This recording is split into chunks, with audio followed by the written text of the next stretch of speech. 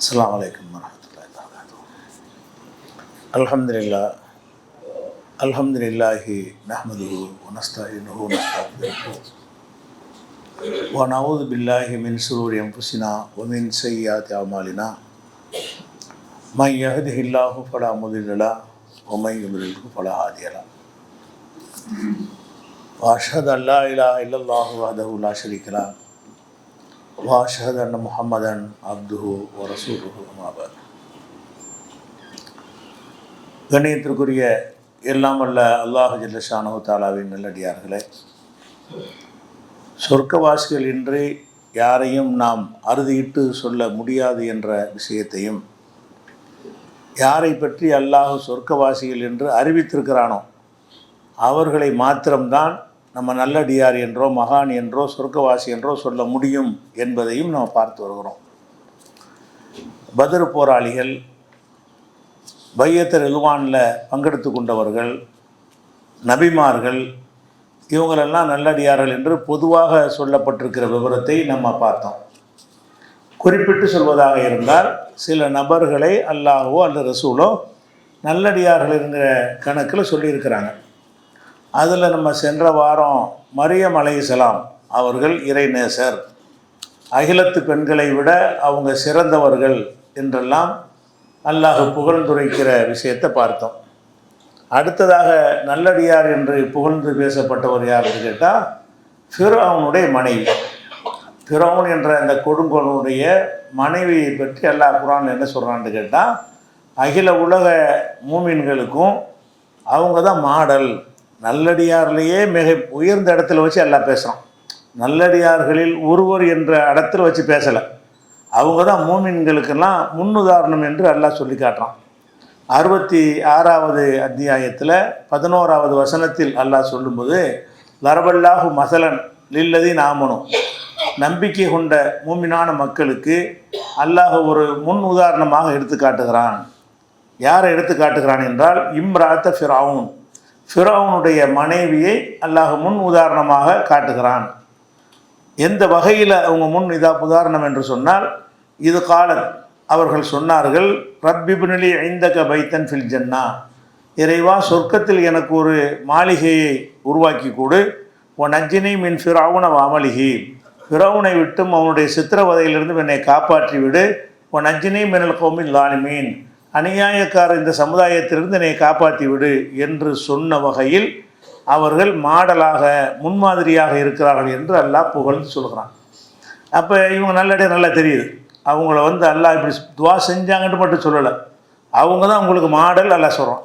ஒருத்தர் அல்லாஹ் மாடலாக நமக்கு கொண்டாந்து காட்டுறான்னு சொன்னால் அவங்க சிறந்தவர்கள், அவங்க சொர்க்கவாசி, அவங்க நல்லடியார், அவங்க மகான்களில் சேர்க்கப்பட வேண்டிய ஆள் என்று தெளிவாக விளங்குகிறது. இவர்கள் யார்? இந்த ஃபிரௌனுடைய மனைவிங்கிறவங்க யார் என்று கேட்டால், மூசா நபியை எடுத்து வளர்த்தவர்கள். எங்கேருந்து அவங்களுடைய வரலாறு நமக்கு சொல்லப்பட்டிருக்குன்னு கேட்டால், மூசா நபி அவர்கள் அந்த பிறக்கக்கூடிய அந்த காலகட்டத்தில் இஸ்ரவேல் சமுதாயம் ஒடுக்கப்பட்டிருந்தாங்க. ஃபிரௌன் ஆட்சியில் இருக்கிறான். ஃபிரௌன் என்பவன் கிபித்தி என்கிற ஒரு கோத்திரத்தை, ஆதிக்க சாதியை சேர்ந்தவனாக இருக்கிறான். அங்கே இஸ்ரவேலர்கள் ஒடுக்கப்படுற மக்களாக இருக்கிறாங்க. அப்போ இவங்க இஸ்ரவேலர்களில் அதிகமான ஆண் குழந்தைகள் வந்துவிட்டால் அவங்களுடைய எண்ணிக்கை பெருகிரும், அதனால் நம்ம ஆட்சிக்கு எதிராக புரட்சி செய்வாங்க என்று எண்ணி அங்கே உள்ள ஆம்பளை பிள்ளையெல்லாம் கொல்லணும்னு சில கட்டங்களில், மொத்தமாக எப்பவும் கொண்டுகிட்டு இருந்தால் அவங்க இருந்தே இருக்க மாட்டாங்க, சில நேரங்களில் என்ன செய்வான்னு கேட்டால் ஆம்பளை பிள்ளையெல்லாம் கொள்ளு, இந்த ஜனத்தொகையை குறைக்கிற அளவுக்கு, பெருகிடாத அளவுக்கு கணக்கு பண்ணி என்ன செய்வான்னு கேட்டால் அப்படி ஒரு உத்தரவை போடுறான். இது அபிஹூன் அப்னாக்கும் எஸ்தஹூன் நிசாக்கும், உங்களுடைய ஆண்களை எல்லாம் ஒரு வெற்றி அறுத்து கொன்றார்கள், உங்களுடைய பெண் பிள்ளைகளை மாத்திரம் உயிரோடு விட்டார்கள், அவ்வளவு கொடுமைகள் செஞ்சாங்களே, அதை நீங்கள் எண்ணி பாருங்கன்னு அல்லாஹ் குர்ஆனில் இஸ்ரவேல் மக்களை பார்த்து அல்லாஹ் சொல்கிறான். அப்போ மூசா அலைஹிஸ்ஸலாம் என்ன செய்கிறாங்கன்னா, அவங்களும் அந்த நேரத்தில் பிறக்கிறாங்க. எந்த நேரத்தில் பிறக்கிற பிள்ளையெல்லாம் கொல்ல சொல்கிறானோ அந்த நேரத்தில் தான் மூசா நபியும் பிறக்கிறாங்க. அப்போ அவர்களும் கொல்லப்படுவார்கள். வீடு கூட தேடி பார்த்து மறைச்சி வச்சுருந்தாலும் ஒரு குழந்தை இருக்குங்கிற விஷயம் வெளியே வந்துடும். ஒரு குழந்தை அங்கே பிறந்திருக்குன்னு என்னத்தை நீங்கள் மறைச்சி வச்சாலும் ஒரு 5 நாள் 10 நாளில் அது அவங்க வீட்டில் ஒரு குழந்தை பிறந்திருக்குன்னு சொல்லிடுவார்கள். அப்போ அந்த பிறந்தவனை என்ன செய்கிறாங்கன்னா கவலைப்படுறாங்க மூசா நபியுடைய தாயார். தந்தையும் கவலைப்பட்டிருப்பார், தாயார் கவலைப்பட்டது எல்லாம் சொல்லி காட்டுறான். என்ன கவலைப்படுவாங்க? இந்த ஃபிரௌனு தெரிஞ்சு போச்சுன்னு சொன்னால் நம்ம பிள்ளைய கொன்றுவான். அப்போ அல்லாஹ் என்ன செய்கிறான்னு கேட்டால், மூசாவுடைய தாயாருக்கு நம்ம வஹி அறிவித்தோம். வஹைனா இலா உம்மி மூசா. வஹி அறிவித்தோம்னா உள்ளத்தில் ஒரு செய்தியை போடுறது.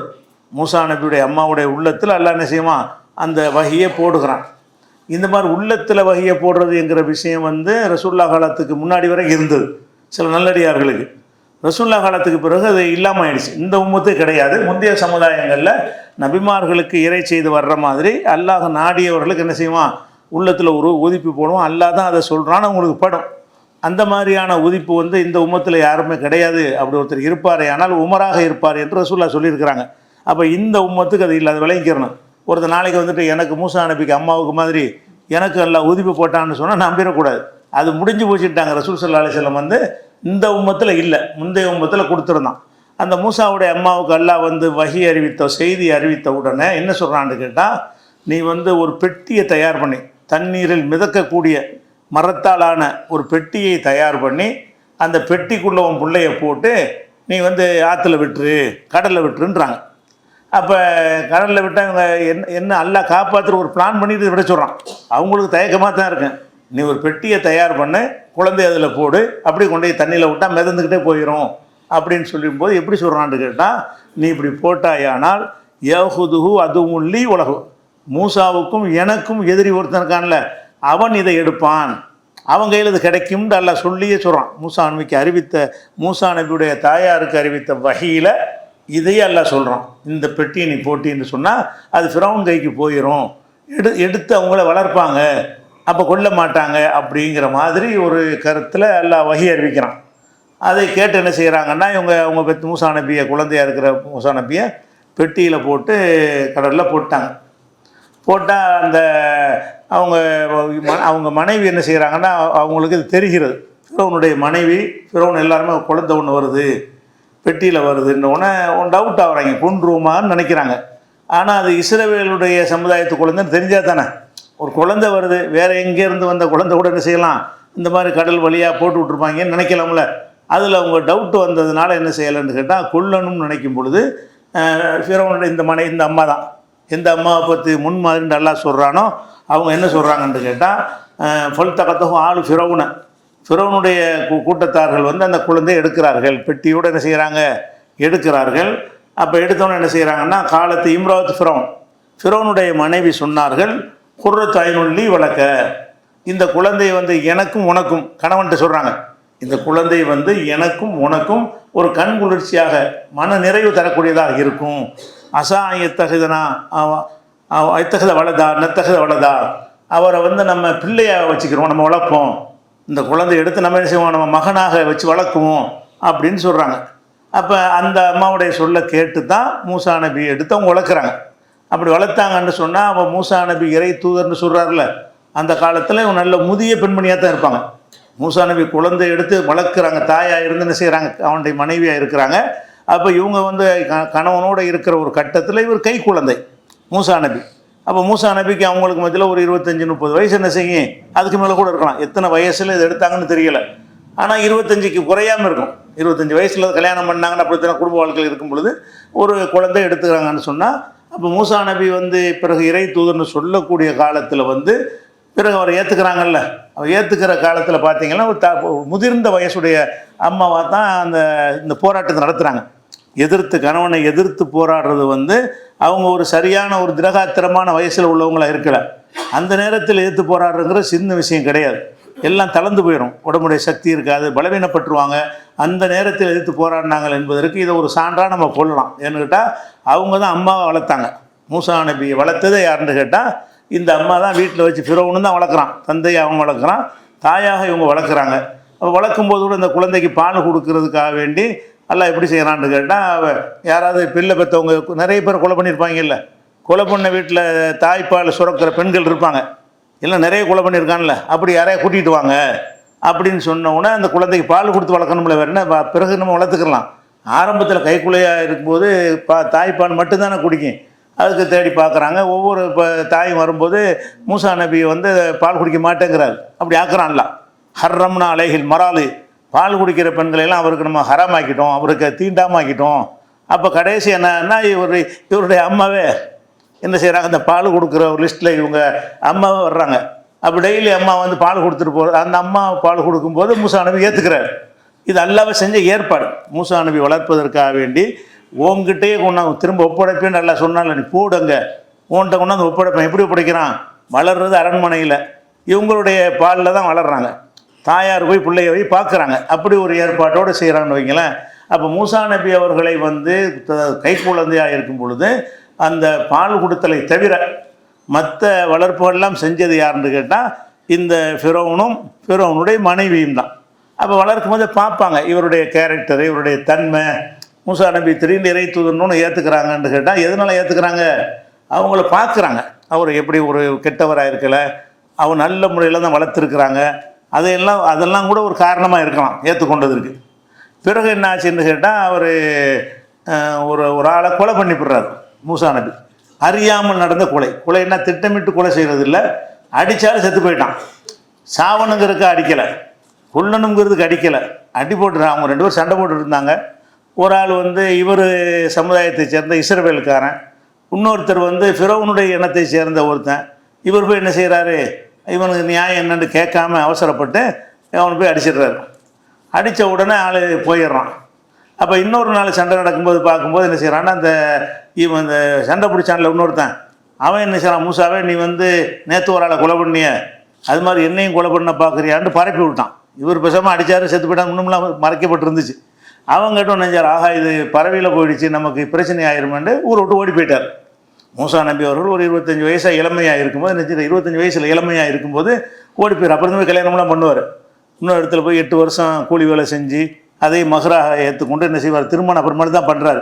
இப்போ திருமணம் முடிக்கிற வயசுக்கு முன்னாடி என்ன செஞ்சிடறாரு, ஓடி போயிட்டு பிறகு இறைவன் கல்யாணம்லாம் பண்ணிட்டு வரும்போது தான் அல்ல நேரடியாக பேசுகிறான். அதுக்கு பிறகு தான் அவர் இங்கே வர்றாரு. நான் தூதராகிட்டேன்னு ஓடி ஃபிரௌனுக்கு பயந்து தான் ஓடினார். ஃபிரௌனை பிள்ளை மாதிரி வளர்த்தா கூட அவங்க இனத்தை சேர்ந்த ஒரு ஆளை கொண்டுட்டாங்கும் போது சமுதாயத்துடைய நிர்பந்தம் இருக்கும்ல, அதுக்காக ஏதாவது நடவடிக்கை எடுக்க தான் செய்வான் என்று தான் பயந்து ஓடினார். ஓடிவிட்டு அவர் வந்த பிறகு இந்த சத்திய பிரச்சாரத்தை எடுத்து ஃபிரௌன்ட்டையும் சொல்கிறார், அந்த மக்கள்கிட்டையும் சொல்கிறார். அப்படி சொல்கிற நேரத்தில் தான் இவங்க ஏற்றுக்கிறாங்க. மூசா நபின்னு வந்து சொல்லும் பொழுது இந்த அம்மா என்ன செய்கிறாங்க, ஃபிரௌனுடைய மனைவி இறைவனுடைய தூதர் தான் சொல்லும்போது ஏற்றுக்கிறாங்க. ஏன்னு கேட்டால் அவருடைய தூதர் அவருக்கு முன்னாடி உள்ள பழக்க வழக்கங்களையும் பார்த்துருப்பாங்க. அவர் சொல்வதில் உண்மை இருக்குது, எந்த ஒரு உலகத்துக்காக அவர் சொல்ல மாட்டார், உண்மையை தான் பேசுவார், எந்த ஒரு ஆதாயத்துக்கு சொல்கிற ஒரு ஆள் இல்லை. அப்படியெல்லாம் அவங்க கண்டறிஞ்ச காரணத்தினால அவரை ஏற்றுக்கொள்கிறாங்க. இப்போ ஏற்றுக்கொள்ளும் போது என்னன்னா ஒரு முதிர்ந்த வயசு உள்ளவங்களாக இருக்கிறாங்க. ஏன்னா அவங்க எடுத்து வளர்த்ததை வச்சு நம்ம வயசை பற்றி குர்ஆனில் சொல்லப்படாட்டா கூட நம்ம சிந்திச்சு பார்க்கும்போது அவங்க ஒரு முதிய வயசில் இருக்கிறாங்க. அப்போ முதிய வயசில் இருந்து கொண்டு இந்த மாதிரி உன்னை நான் ஏற்றுக்கிற மாட்டேன், நீ கடவுள் கிடையாதுன்னு புருஷன்ட்டே சொல்கிறாங்க. அவன் நான் தான் இறைவன் சொல்லிக்கிட்டு இருக்கிறான், நீ இறைவன் கிடையாது என்று சொல்லி அப்போ மூசா நபி ஏற்றுக்கிட்டா என்ன நடக்கும்? அப்படி ஏற்றுக்கிட்டாங்கன்னு சொன்னால் அவங்க என்ன நடக்குங்கிற இந்த துவாவில் தெரியுது. அவங்க எல்லாரும் துவா செஞ்சாங்கல்ல, என்ன துவா செய்கிறாங்க, இறைவா எனக்கு அங்கே ஒரு மாளிகையை உண்டாக்கி கொடுன்னு கேட்குறாங்க. அப்போ சொர்க்கத்தில் ஒரு மாளிகையை தாண்டு கேட்குறதுக்கு காரணம் என்னென்னு கேட்டால் இங்கே உள்ள மாளிகையை வந்து அவங்க விரும்பலை. இங்கே உள்ள மாளிகையில் இருப்பதாக இருந்தால் ஃபிரௌனை ஏற்றுக்கொள்ளணும், மூசா நபி எதிர்க்கணும். மூசா நபி பக்கம் போகாமல் இருந்தால் இங்கே உள்ள அரண்மனையில் என்ன செய்யலாம், பட்டத்து ராணியாகவே இருக்கலாம். ஆனால் இப்போ எல்லாத்தையும் ஓப்பன் டிக்ளேர் பண்ண ரகசியமாக மறைச்சி கொண்டு அவங்க இருக்கலை, மறைச்சிக்கிட்டு கூட இருக்கலாம். மூசா நபி ஏற்றுக்கொண்டு மறைத்து கொண்டு ரகசிய மூமினாக இருப்பதற்கு கூட மார்க்கத்தில் அனுமதி இருக்கிறது. அப்படி இருந்திருப்பார்களே ஆனால் அவங்களுக்கு இந்த சித்திரவதை வந்திருக்காது. அந்த அரண்மனையில் இருக்கலாம், ரகசியமாக இறைவனை வழிபட்டு கொள்ளலாம். அப்போ அல்லாஹ்வுடைய அந்த பக்தியும் ஈமானுடைய கடைசி வரைக்கும் இருந்து மூத்தா போயிடலாம். ஆனால் அவங்க என்ன பண்ணிவிட்டாங்கன்னு கேட்டால் ஓப்பனாக டிக்ளேர் பண்ணியிருக்கிறாங்க. அதனால தான் என்ன செய்கிறாங்கன்னா, இறைவா ஃபிரௌனிடமிருந்தும் அவனுடைய சித்திரவதையிலிருந்தும் இந்த அநியாயக்கார கூட்டத்திலிருந்து நீ காப்பாற்றுங்கிறாங்க. அந்த துவாவில் 66:11 வசனத்தில் வந்து அநியாயக்கார கூட்டத்திலிருந்து காப்பாற்றுங்கிறாங்க. அப்போ ரொம்ப அநியாயம் பண்ணியிருக்காங்க வழங்குது. அதில் என்ன வந்து இந்த மூசா நபியை ஏற்றுக்கொண்ட காரணத்தினால அந்த அம்மாவை வந்து ரொம்ப கொடுமைப்படுத்தியிருக்கிறார்கள், சித்திரவதை பண்ணியிருக்கிறார்கள். அப்போ சித்திரவதைக்கு உள்ளாகி இருக்கும்போது கூட நான் அதை ஏற்றுக்கிறேன் அப்படின்னா டிக்ளேர் பண்ணுறது தான் அர்த்தம். நம்ம ஈமான் கொண்டோம் என்பதை ஓப்பனாக கணவனுக்கு எதிராக பகிரங்கமாக அறிவிக்கிறாங்க. அப்போ இது வந்து ஒரு பெரிய ஒரு தியாகம். இந்த மாதிரி அறிவித்தால் என்ன நடக்கும், இதெல்லாம் யாருமே இழக்க மாட்டாங்க. இந்த மாதிரி வசதி வாய்ப்புகள் இருந்தால், ஏன்னா மார்க்கத்தில் அனுமதியும் இருக்குதுல்ல. எத்தனை பேர் ஈமானை மறைத்து வாழ்ந்தார்கள் அல்லாஹ் என்ன செய்யறான், குர்ஆனில் சொல்லி காட்டுறான். அதே மூசா நபி காலத்தில் ஒரு ஆள் யக்தும் ஈமானஹு, ஒரு மூமின்கிற சூறாவில் வரும்ல, ஒரு மனிதர் இருந்தார், அவர் ஈமானை மறைத்து கொண்டவராக இருந்தார். அவர் தான் ஓடி வந்து என்ன செய்வார், மூசா நபிகிட்ட சொல்லுவார், நீ ஓடி போயிருங்க என்று சொல்லுவாரெல்லாம் அந்த வசனத்தில் வரும், உன்னை தேடிட்டு வர்றாங்கன்னு. அப்போ அந்த மாதிரியான ஒரு ஈமானை மறைத்து கொள்றதுங்கிற ஒரு தன்மை மார்க்கத்தில் உள்ளது தான். ரசூல் ஸல்லல்லாஹு அலைஹி வஸல்லம் என்ன செய்வாங்கன்னா, அந்த அபூதுல் கிஃபாரி வருவார்ல, அவர் வந்து ரசூலுல்லாஹ் மக்காவில் இருக்கும் பொழுது நம்ம இஸ்லாத்தில் ஏற்றுக்கிறோன்னு வந்து சொல்லுவார். எங்கேன்னு விசாரித்து வீட்டுக்கு வந்து நீங்கள் உங்கள் போதனை என்னென்னு கேட்பார். ரசூலுல்லாஹ் சொல்லுவாங்க. அவருக்கு இறை தூதர் நம்பிக்கை வந்துடும். நம்பிக்கை வந்தவுடனே நான் இதை டிக்ளேர் பண்ண போகிறேன் காபாவில் போயின்னு சொல்லுவார். நீ பண்ணாத, இவங்க லேசில் விடமாட்டாங்க அப்படின்னு ரசூலுல்லாஹ் மறைச்சிக்கிறது தான் சொல்லுவாங்க. அவர் தான் ஒரு தைரியமாக போய், இல்லை நான் என்ன வந்தாலும் பார்த்துக்கிறேன்னு போய் என்ன செய்வார், போய் சொல்லுவார். அங்கே அடித்து அவரை வந்து தாக்குவார்கள். பிறகு அபூபக்கர் சித்திக் மாதிரி ஆளுக்கு தலையிட்டு, இவர் போய் அடிக்காதே, இப்போ வெளியூருக்காரரு, அந்த வழியை தான் நீங்கள் வியாபாரத்துக்கு போகணும், அவர் உள்ளூர் ஆள் கிடையாது, அவர் அடிச்சேன்னா ஒரு சரக்கு கூட ஊருக்குள்ளே வராமல் ஆக்கிடுவாங்க அப்படின்னு ஒரு எச்சரிக்கை விட்டோன்னே அடிக்கிறத விட்டுட்டாங்க. அப்போ ரசூல் ஸல்லல்லாஹு அலைஹி வஸல்லம் என்ன செய்கிறாங்கன்னா, நீ மறைச்சிக்கலாம் சொல்கிறாங்க, மறைத்து கொள்வது தப்பு கிடையாது. அப்போ இந்த அம்மா வந்து மறைச்சிக்கலாம் தானே, மேலான நிலை விரும்புகிறாங்க. அவங்க மறைத்து கொண்டு உலகத்தில் துன்பம் இல்லாமல் வாழ்வதை விட வெளிப்படையாக சொல்லி, பிலால் மாதிரி, பிலால் வந்து மறைக்கவே இல்லை, அடித்து ஒழிச்சா ஓச்சிக்க நான் சொல்லத்தான் செய்வேன்னு சொல்லி அவர் சொல்லாமல் இருக்கிறதுக்கு அனுமதி இருக்கிறது, மறைத்து கொள்வதற்கு அனுமதி இருக்கிறது, வெளிப்படையாக டிக்ளேர் பண்ணுறதுக்கு அனுமதி இருக்கிறது. இது டிக்ளேர் பண்ணுறது சிறந்ததுன்னு விளங்குது. தாங்கி கொண்டு வந்து அந்த அம்மா தானே சிறந்தவராக்குறான், இல்லாட்டி முன்னுதாரணம் ஆக்க மாட்டான்ல. அவங்க டிக்ளேர் தான் பண்ணினாங்க. டிக்ளேர் பண்ணதுனால தான் எல்லாமே இழந்துடுறாங்க. அப்போ இந்த டிக்ளேர் பண்ண காரணத்தினால அவங்களுக்கு இருந்த இன்பங்கள் எல்லாம் இல்லாமல் போகுது. இது வரைக்கும் பயன்படுத்தி அனுபவித்துட்டு வந்தாங்களே, இல்லாமல் போயிடும்ல. அதுபோக கூடுதலாக வந்து புதிய துன்பங்கள் வேறு சுமத்தப்படுகிறது. அடி உதை சித்திரவதை அது ஒரு பக்கம் நடக்கிறது. இருந்த ஆடம்பரங்கள், அந்த வசதி வாய்ப்புகள், அந்த அரண்மனை சகவாசம் எல்லாமே என்ன செய்கிறது, இழந்து போயிடுது. இவ்வளவு சகித்து கொண்டு பிரார்த்தனை செய்தார்களே, அவங்க உங்களுக்கு முன்மாதிரி. அந்த பெரிய மனுஷி தான் உங்கள் மனிதர்கள் அனைவருக்கும் முன்மாதிரியாக இருக்கிறாங்க நல்லா சொல்கிறதுனால இவங்க ஒரு நல்லடியார் என்று நம்ம என்ன செய்யணும், நம்பணும். அதில் இன்னொரு விஷயத்தை நம்ம பார்க்கணும். இந்த நல்லடியார்ன்று நம்புகிறோம்ல, இந்த நல்லடியார்ன்று உறுதி செய்யப்பட்ட இவங்க எந்த நிலையில் இருந்தாங்க, உறுதி செய்யப்பட்ட நல்லடியார் தானே. நீங்கள் நல்லடியாருக்கு நீங்கள் என்ன அளவுகோல் வச்சுருக்கிறீங்கன்னா, அவருக்கு காரணம் விளங்க, நல்லடியார்னா காரணம் விளங்கணும். காரணம்னா என்னது, அற்புதம். நல்லடியார் என்றால் அவங்க அற்புதம் செய்வாங்க, அதிசயத்தை நிகழ்த்திக்கிட்டு இருப்பாங்க, அவங்கள யாரும் நெருங்க முடியாது, நினச்சதெல்லாம் செஞ்சுருவாங்கன்னு தான் அவுலியாக்கள் ஆட்களை பற்றி அவங்க நினச்சிக்கிட்டு இருக்கிறாங்க. இவ்வளோ பெரிய அவுலியாவாக இருந்து அடி வாங்கி தந்தாங்க. இறைவனுடைய நேசராக இருக்கிறாங்க. சித்திரவதை, அந்த சித்திரவதையிலிருந்து காப்பாற்றக்கூடிய அந்த அற்புதம் கராமத்துங்கிறாங்கல்ல, அந்த கராமத்து நிகழ்த்துகிற ஒரு விஷயத்தெல்லாம் எல்லாம் அவங்க கொடுக்கல. கராமத்து கொடுத்துருந்தா கையை வச்சுருப்பாங்களா, அடிச்சிருப்பாங்களா, துன்பத்துக்கு உள்ளாக முடியுமா? அப்போ நல்லடியார் என்ற ஆனால் கூட அவங்கெல்லாம் நம்மளை காப்பாற்றவும் நினச்சிடக்கூடாது, அவங்களே காப்பாற்ற முடியாது. நல்லடியார் தான் அல்லாவிடத்தில் சொர்க்கத்தை பெறக்கூடிய நல்லடியார்களுக்கெல்லாம் தலைவி, நல்லடியார்களுக்கெல்லாம் முன்மாதிரி. ஒட்டுமொத்த முஸ்லீமுக்கு அவங்க தான் முன்மாதிரி என்ற நிலையை அடைந்தாலும் இந்த உலகத்தில் இறைவன் செய்ய மாதிரியான காரியத்தை அவங்க செய்ய நிலையை வைத்தானா? நல்லடியார்னு நம்புறது வேற. எதனால் நல்லடியார்? இந்த அடி உதையை வாங்கினதுன்னா நல்லடியார், வாங்கி கொண்டு இந்த துன்பங்களை சகித்ததுனால நல்லடியாராக இருக்கிறாங்க, நல்லா சொல்லி காட்டுறான். அப்போ நல்லடியார் என்ற ஆனவன் நம்ம என்ன விளங்கிடக்கூடாது, ஓ நல்லடியார் அவுளியாவா, அப்போ நம்ம ஆசையாக அவங்கள்ட்ட போய் கும்பிடுவோம், அவங்கள்ட்ட துவா செய்வோம் ஆயிடக்கூடாது. ஏன்? அவங்கள காப்பாற்றி கொள்ள முடியலை, அல்லாட்ட ஒரு துவா செய்கிறாங்க, இறைவனை காப்பாற்றுன்னு துவா செய்கிறாங்களே தவிர அவங்க தங்களை காப்பாற்றி கொள்ளவில்லை, துன்பத்திற்கு உள்ளாகி இருக்கிறார்கள். அப்போ இறைநேசர்கள் என்பவர்கள் எல்லாம் அதிகமான இறைநேசர்கள், இறைவனால் சொல்லப்பட்டவர்கள், இறை தூதர்களால் சொல்லப்பட்டவர்கள் எடுத்து பார்த்தீங்கன்னா உலகத்தில் துன்பத்தை தான் அனுபவிச்சிருக்கிறாங்க. அவங்க மந்திர சக்தி உள்ளவர்களாக இருக்கவே இல்லை. மந்திரத்தின் மூலமாக தங்களை காப்பாற்றி கொள்ளக்கூடியவர்களாகவோ மக்களுக்கு உதவக்கூடியவர்களாக இருக்கவில்லை என்பதையும் சேர்த்து நம்ம நம்பணும். நல்லடியார்னு மட்டும் நம்பக்கூடாது. நல்லடியாருடைய நிலைமை என்னன்னு கேட்டால் மறுமையில் சொர்க்கம் கிடைக்கும் என்பது தான் நிலைமையை தவிர, உலகத்தில் வாழும்போது மனிதர் தான் அவங்க. எல்லா மனிதரும் துன்பப்பட்டால் எப்படி கவலைப்படுவாங்களோ அந்த நிலை தான் அவங்களுக்கும். எல்லா மனிதரும் சித்திரவதைக்கு உள்ளானால் எந்த மாதிரி இருப்பாங்களோ அந்த மாதிரி தான் அவங்களும் இருந்திருக்கிறாங்க என்பது இதிலிருந்து பார்க்குறோம். அந்த மாதிரி அடிப்படையில் பார்க்கும்போது இந்த ஃபிரௌனுடைய மனைவி ஒரு முன்னுதாரணமாக இருக்கிறாங்க, நல்லடியாராக இருக்கிறாங்க. நல்லடியாராக இருந்தும் மனிதராகத்தான் இருந்தாங்க. நல்லடியாராக இருந்தாங்க, எல்லா வகையிலையும் மனிதராக இருந்தார்கள். மனித சக்திக்கு அப்பாற்பட்டவங்களாம் இருக்கவே இல்லை. அவங்க அதிசயம் செஞ்சு ஏதோ மந்திரத்தை செஞ்சு தங்களை காப்பாற்றிருக்கலாம்ல. அவளையும் காப்பா, யாரில் எனக்கு இது வேணாம், அங்கே எனக்கு சொர்க்கத்தை கொடு போதும், இங்கே என்னத்தை வேணால் நான் இழக்க தயாராக இருக்கிறேன் அப்படிங்கிறதான் சொல்கிறாங்க. எனக்கு அங்கே ஒரு மாளிகையை கொடுன்னு கேட்குறாங்களே தவிர அதில் வந்து இந்த உலகத்தில் இருந்து அவங்க தப்பித்துக்கொண்டு துவா கேட்குறாங்க. அல்ல காப்பாற்றினானா கொள்ளாம வேண்டாம் காப்பாற்றிருப்பான். அது என்ன அந்த சம்பளம் சொல்லப்படலை. சித்திரவதை செய்யப்பட்டாங்கன்னு அதுலேருந்து விளக்குறது. இவங்களுக்கு அநியாயக்கார கூட்டத்துக்கு காப்பாற்றுனா என்ன அர்த்தம்? இவங்களுக்கு அநியாயம் பண்ணுறாங்கன்னு அர்த்தம். இந்த அநியாயக்கார கூட்டத்திலிருந்து என்னை காப்பாற்றுன்னு கேட்டார்களே, ஆனால் அந்த கூட்டமே சேர்ந்து கொண்டு என்ன செய்கிறாங்க, இந்த அம்மாவுக்கு அநீதிழைக்கிறார்கள் என்பதை பார்க்குறோம். அதனால் அவ்வளவு சிறந்த ஒரு நல்லடியாராக அவர்களை நம்ப வேண்டும். அதே மாதிரி நபி ஸல்லல்லாஹு அலைஹி வஸல்லம் சொன்ன செய்தியை போன மரியம் அலைஹிஸ்ஸலாம் சம்பவமாக சொல்லும்போது சொன்னோம், ஆண்களில் நிறைய பேர் பரிபூர்ணம் அடைந்திருக்கிறார்கள், ஆனால் பெண்களில் பரிபூர்ணம் அடைஞ்சது 2 பேர் தான். அந்த 2 பேர் யாருன்னு கேட்டால், இல்ல ஆசியா இம்ராத் ஃபிரௌன் ஓ மரியம் பினத் இம்ரான், இம்ரானுடைய மகள் மரியமும் ஃபிரௌனுடைய மனைவி ஆசியாவை தவிர பெண்களில் யாரும் பரிபூர்ணம் அடைந்தவர்கள் இல்லை. ஆண்களில் நிறைய நபிமார்கள் இருக்கிறாங்க, நபிமார்கள் எல்லாமே பரிபூர்ணம் அடைந்தவர்கள். அது மாதிரி பெண்களில் நபி கிடையாது. அதனால் வந்து இந்த முழுமை அடைந்தவர்கள்னு சொல்வதாக இருந்தால் இந்த 2 பேரை தான் சொல்லலாம் என்று நபிகள் நாயகம் ஸல்லல்லாஹு அலைஹி வஸல்லம் சொன்ன செய்தி புகாரில் 3411வது ஹதீஸாக இருக்கிறது. அப்போ இவங்க ஒரு நல்லடியார் என்று இந்த ஆசியாங்கிறது குரானில் வந்து பேர் சொல்லப்படலை, இந்த ஹதீஸில் தான் ஆசியான்னு வருது. அவங்க பேர் ஆசியான்னு எதை வச்சு நம்புகிறோம்?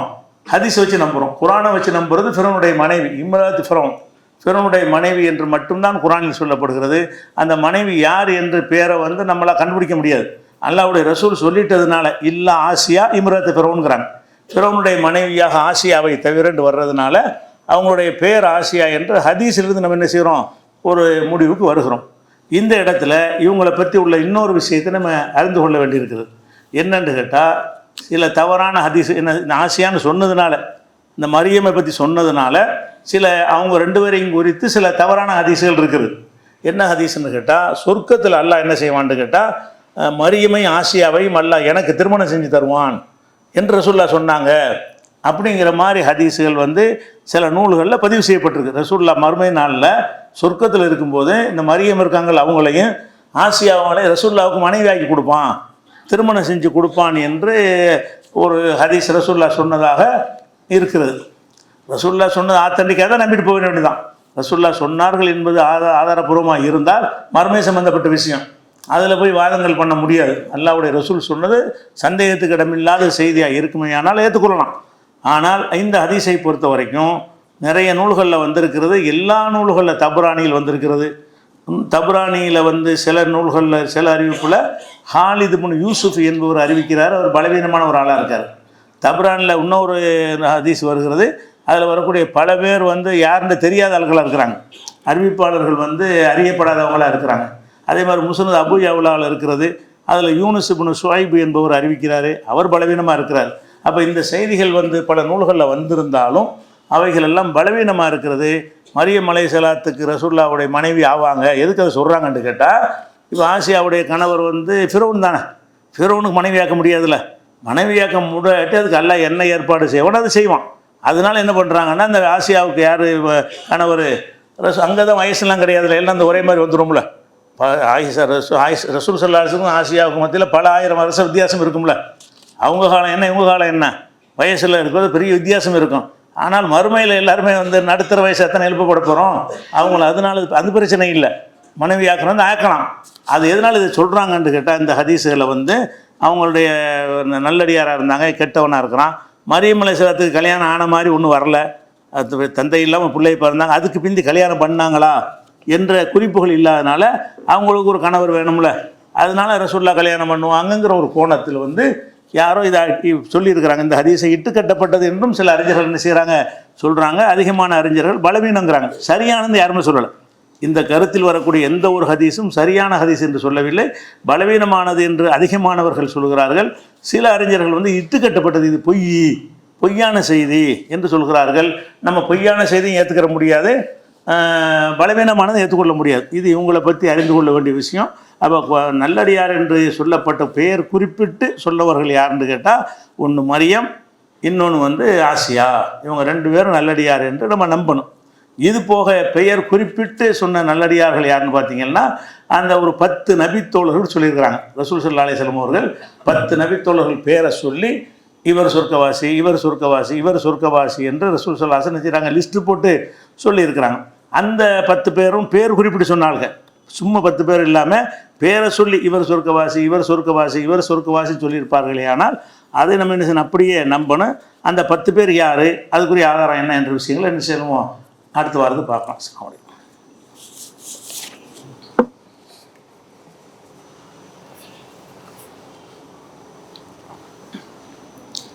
அன்பிற்குரிய சகோதரர்களே, நாட்டில் எல்லா மக்களும் சகோதரத்துவத்தோடு வாழக்கூடாது என்பதற்காக அவங்களுக்கு மத்தியில் மோதலையும் வெறுப்பையும் கசப்பையும் உண்டாக்க வேண்டும் என்பதற்காக நீண்ட நெடுங்காலமாகவே இஸ்லாத்தினுடைய எதிரிகள் தப்பு பிரச்சாரங்கள் நிறைய செஞ்சு வர்றாங்க. அதில் ஒரு பிரச்சாரம் என்னென்னு கேட்டால், கேரளாவில் உள்ள பாடப்புத்தகம் இருக்குல்ல, அரசாங்கத்தினுடைய பள்ளிக்கூடத்து பாடப்புத்தகம், அந்த பாடப்புத்தகத்தில் ஒரு செய்தி இருக்கிறது, இந்துக்களை எல்லாம் கேவலப்படுத்தி முஸ்லீம் தான் உயர்ந்தவர்கள் என்று சொல்லக்கூடிய செய்திகளை இந்த புத்தகத்தில் போட்டிருக்கிறாங்க என்று இந்த காவிகள் ஒரு செய்தியை பரப்புகிறாங்க.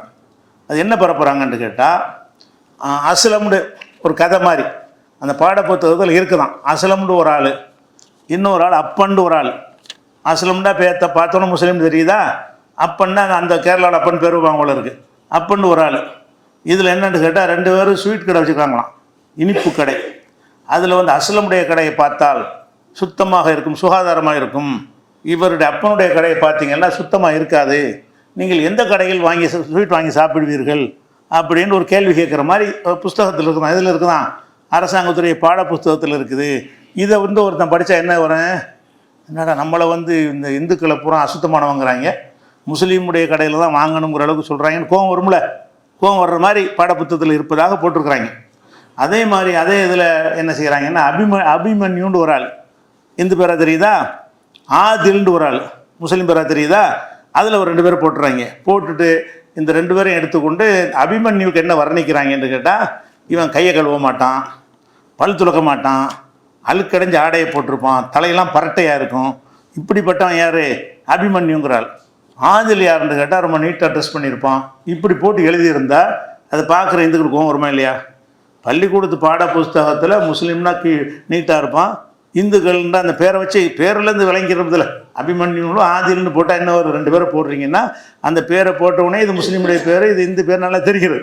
இப்படி பாட புத்தகத்தில் இருக்குன்னு பரப்பி விட்றாங்க. அங்கே மக்கள் மத்தியில் ஒரு கொந்தளிப்பு ஏற்படுது, என்னடா இப்படிலாமாட அரசாங்கத்தில் படித்து கொடுக்குறேன்னு. அதுக்கப்புறம் கேரள அமைச்சர் என்ன பண்ணுறாருன்னு கேட்டால், நாங்கள் 1லேருந்து +2 வரைக்கும் உள்ள 12 வரைக்கும் உள்ள பாடநூல்களில் எல்லாம் நாங்கள் இணையதளத்தில் ஏற்றிருக்கிறோம், பிடிஎஃபாக நீங்கள் இறக்கிக்கிறலாம். இவங்க சொல்லக்கூடிய எந்த செய்தியுமே பாடப்புத்தகத்தில் இல்லை. எந்த ஒரு வகுப்புடைய பாடப்புத்தகத்திலையும் இப்படியான ஒரு செய்தி என்ன இல்லை, கேரள அரசாங்கத்துடைய அந்த பாடப்புத்தகம் எதுலுமே இல்லை. அந்த பாடப்புத்தகத்தெல்லாம் நீங்கள் என்ன செய்யலாம், நீங்கள் இணையதளத்தில் கேரளாவுடைய இணையதளத்தில் இறக்கி நீங்கள் டவுன்லோட் பண்ணி எடுத்து பார்க்கலாம், எந்த பாடப்புத்தகத்தில் எத்தனாம் பக்கத்தில் இருக்குதுன்னு எடுத்துக்காட்டுங்கன்னு சவாலை விட்டு முறியடிச்சிட்டாங்க, பொய்யிண்டாயிடுச்சு. இவர் இதை அறிக்கை சொல்கிறதுக்கு முன்னாடி தீ மாதிரி பரவுனா என்ன செய்யும், நல்லிணக்கமாக இருக்கிறவங்களாம் வெறுக்க ஆரம்பிப்பான்ல. முஸ்லீம் இந்த மாதிரி இருக்கிறாங்க கேரளாவில் உள்ளவங்க, கேரளாவோட அரசாங்கம் நம்மளை நசுக்க பார்க்குறது இப்படிங்கிற மாதிரி ஒரு இந்த தேர்தல் நேரத்தில் இது பயன்படுத்துறது, ஒரு ஆதாயத்துக்காக வேண்டி பயன்படுத்தி, அப்போ நமக்கு இந்துக்களுக்கு பாதுகாப்பு இல்லை, மரியாதை இல்லை, இந்துக்களை கேவலப்படுத்துகிறாங்க, இன்னொரு சமுதாயத்தில் கம்பேர் பண்ணி நம்மளை என்ன செய்கிறாங்க, மட்டப்படுத்துகிறாங்கன்னு பரப்புகிறாங்க. அப்போ இந்த மாதிரி பள்ளிக்கூட பாடப்புத்தகத்தில் இல்லாத ஒரு செய்தியை அதில் இருக்குன்னு சொல்லி பரப்பி விஷமத்தரம் பண்ணாங்கன்னா நமக்கு எப்படி எதிராக சதிவலை பண்ணுறாங்கன்னு பாருங்கள். நமக்கு எதிராக நம்மளை வெறுப்போம், இதில் என்ன லாபம் அடைய போகிறாங்கன்னு தெரியல. அவங்க கட்டுற ஆன்மீகத்தில் இதெல்லாம் செய்யலாமா, நீ ஏதோ ஒரு மதத்தில் ஒரு ஆன்மீகத்தில் உனக்கு ஒரு ஆன்மீகம் இருக்கும்ல, இதெல்லாம் செய்யலாமாடா, இது அயோக்கியத்தனம் இல்லை, இல்லாத ஒன்று இருக்குன்னு சொல்லி அவதூறு பண்ணுறோமே, இதெல்லாம் சரியானு கூட சிந்திக்க மாட்டேங்கிறாங்க. அவங்களுக்கு இந்த உலகத்தின் ஆதாயத்துக்காக வேண்டி என்ன செய்கிறான், எவ்வளோ ரித்தார் ஓடினாலும் பரவாயில்லை, சட்டம் ஒழுங்கு கெட்டாலும் பரவாயில்லை, நல்லிணக்கம் இல்லாமல் போனாலும் பரவாயில்லை என்று செயல்படுகிறார்கள். இது போன்ற சதிகள் நம்மளை சுற்றி பின்னப்பட்டு இருக்கிறது. நம்ம விழிப்போடு இருக்க வேண்டும். என்ன நம்ம ஒரு செய்தி வந்தோன்னு நினைஞ்சிடக்கூடாது, நம்பிடக்கூடாது. வந்துச்சுன்னு சொன்னால் நெசமாக இருக்குதா, பாடப்புத்தகத்தில் இருக்குன்னு சொன்னால் என்ன செய்யணும், கிராஸ் பண்ணி கேட்டு ஒரு மந்திரி சொல்லிட்டா தெரிஞ்சு போச்சு. இல்லைன்னா என்ன செய்யணும், அதை கேட்டு எடுத்துட்டு ஆதாரத்தை கொண்டு வாடா, புஸ்தகத்தை கொண்டு வாடான்னு கேட்குற போய் தான் சொல்லுவாங்க. அப்போ அந்த மாதிரியான ஒரு வேலையும் நடக்கிறது. அந்த கேரளா ஸ்டோரின்னு படம் எடுத்த மாதிரி தான். கேரளா ஸ்டோரின்னு ஒரு சினிமா எடுத்தாங்கல்ல, கேரளாவில் மையமாக வச்சு செய்கிறாங்க. அதில் முஸ்லீம்கள் எல்லாம் இந்துக்களை மதம் மாற்றுறாங்க, அந்த மாதிரியான ஒரு கொடூரமான கருத்துக்களை எல்லாம் போட்டு அந்த படத்தை எடுத்திருந்தாங்க. அந்த படத்தை வந்து தூர்தர்ஷனில் வெளியிட்டதை கூட சென்ற வாரத்தில் நம்ம சொல்லியிருந்தோம், தூர்தர்ஷனில் வெளியிட போகிறாங்கன்னு. அப்போ அதனுடைய தொடர்ச்சியாக இப்படி ஒரு கதை, இப்படி ஒரு கட்டுக்கதை பள்ளிக்கூடத்து புஸ்தகங்கள் இருக்குன்னு சொல்லி பரப்புகிறார்கள். விழிப்புணர்வுக்காக வேண்டி இதை பதிவு செய்கிறேன். அஸ்ஸலாமு அலைக்கும்.